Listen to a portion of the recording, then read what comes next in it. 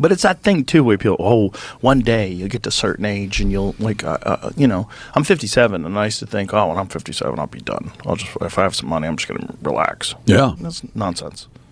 I don't want to relax. How long do you think if you had to guess, how long would you do this podcast? This is the easiest thing I do. Really? Yeah, I'll do this forever. Really? It's so easy to do. Yeah, as long as I'm actually interested in talking to the people. How hard is that?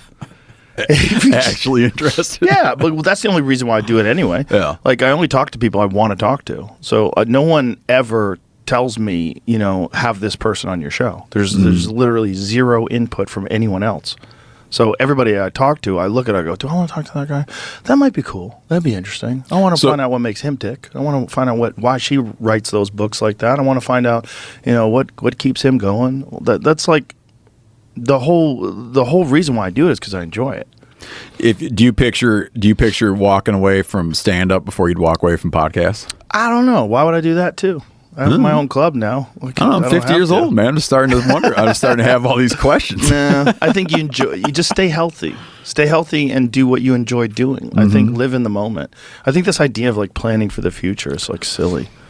I really do. I think you should have goals. Like if you enjoy doing things and you're like, I would like to get to this point. I would like to do this. And something to strive towards. That's good. But this idea that like, one day you're just going to like stop doing stuff. Like why? Yeah. Are you alive? Are you enjoying doing it? Yeah. So shut the fuck up. Like you could be so much worse off. There's so many things to dwell on other than whether or not I want to stop doing something that I enjoy. Why would I ever even think about that? That's a good point, man. It's a good point. These are all questions I had never really thought about, but I've become more interested in them after I crossed that threshold, But I could conceive a time where I don't want to do it anymore. I don't want to be a public person anymore. The public aspect of it is the weirdest part. The people constantly wanting your time and everybody thinking that if I can connect with this guy, that I can make a lot of money.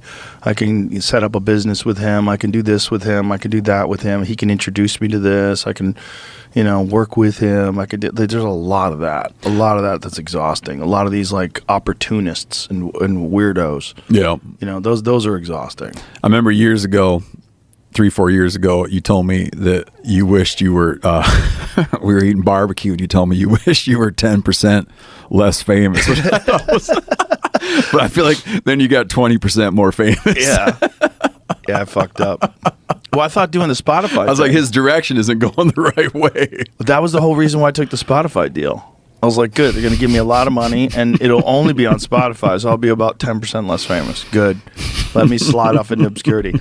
Because as long as I'm making money, I was like, I just enjoy doing it. I don't care how many people, like the people that like it will still listen, so maybe I'll have less casual fans. Like, who cares? Yeah. Who cares? Yeah. There's a certain level of fame, though, that's a little unmanageable, and I'm in that level. Yeah. It's very unmanageable. You know what it is? Well, if you'll allow me to tell you what it is. Okay, please do. And I observed this. My wife who's traveling through right now. I observed this after we had dinner with you one time, and certain individuals, you included, would be that it's not necessarily it's not just people that don't like you, right? There's people that like you too much. Yeah.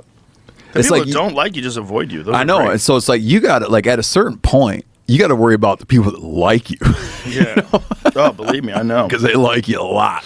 Oh, I know. Yeah, and they also... they're like, I'd like to kidnap that Joe Rogan and bring him home with me. They want me to come to keep their him house. in my basement. Yeah, I get like letters. People want me to come to their house.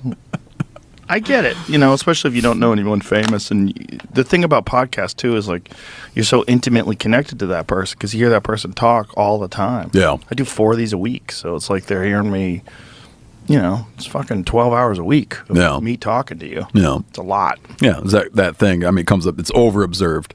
Mm-hmm. Tim Ferriss mentioned it to me. He's like, people think, like, they think they know you, but he's like, but they do. Mm-hmm. They do. They do, and you don't know them. Yeah. Which is real weird. Yeah. They know what you think about stuff. They know what you think about current events. They know about your background, right? The good thing about that, though, is if like someone tries to pretend you're something other than you are, if like there's a smear campaign against you, people are like, no, I know that guy. Oh. Like they actually know you. Yeah. They really know you. Like, people have listened to me like 100 hours. There's no confusion. There's no like guesswork. Like, this is who I am. Yeah. You know? I'm not that complicated. It's a long charade. Yeah. It'd be a long charade that you've played. Yeah. Imagine you bullshitted people for that long. That would be amazing. Like 100,000 hour charade. 100,000 hour charade. Bullshitting people. Yeah. But, you know, there's always that suspicion when you see someone on television that they're not really that way, because there's been, like Ellen, like the Ellen situation. Yeah. You know, people found out that Ellen was mean, and all these people came out and said, Ellen's actually a fucking bitch. And everybody, whoa, I can't believe it. And she lost everything. She fell apart, disappeared. Because people found out that this character that she was portraying in a half an hour on a television show is not really who she was. Yeah. You know, but I hadn't already known that, because I had a buddy who worked for her. Like, and he was like, she's a fucking monster. Yeah. I didn't really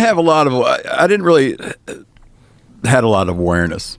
You probably did just from being in the business. I only did because of my buddy. Yeah. My buddy Greg, who was one of her writers, was like, she's a piece of shit. I didn't know enough to be surprised. Yeah. It's just people that they get in those positions of power, and if their whole life they've been fucked with and picked on, or, you know, they've been marginalized, and then all of a sudden they're in control, like, oh, now it's payback. There's a lot of those folks. That's what happened to Castro. Is that it? Is that what happened to Castro? Yeah, I mean, like, you know, it's like in fact, I would talk about that a little bit in some, you know, I've discussed that in like various conversations around when you watch like certain political fortunes rise as things become vindictive. I don't even go to Canada anymore. I won't go to Canada for a UFC. I don't go over there.